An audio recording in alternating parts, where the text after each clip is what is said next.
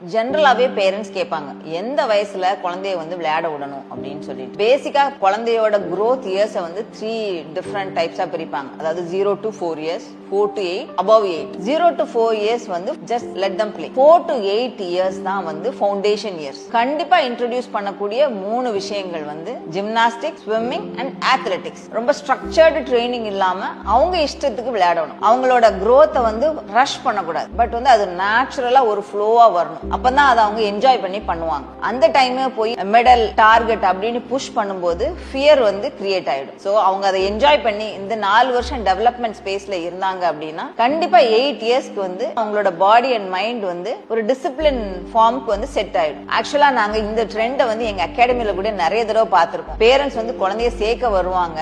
ஆனா அவங்க சின்ன வயசுல ஏதாவது விளையாடணும்னு நினைச்சிருப்பாங்க இல்லையா, அந்த ஸ்போர்ட்ல தான் கொண்டு சேர்ப்பாங்க. குழந்தை 1 மாசம் பேட்மிண்டன் விளையாடிட்டு எனக்கு பிடிக்கல ஸ்குவாஷ்ல விடுங்க சொன்னா கூட இல்ல பேட்மிண்டனே விளையாடு அப்படின்னு சொல்றவங்களும் இருக்கிறாங்க. எப்பவுமே குழந்தைக்கு என்ன ஸ்போர்ட் பிடிக்குது, அதுக்கு எதுல இன்ட்ரெஸ்ட் இருக்குன்னு பார்த்து விடும்போது கண்டிப்பா குழந்தை ஷைன் ஆகும். ஏன்னா ரியல் சாம்பியன்ஸ் பிரஷர்ல பில்ட் ஆக மாட்டாங்க, பேஷன்ஸ்ல தான் பில்ட் ஆவாங்க.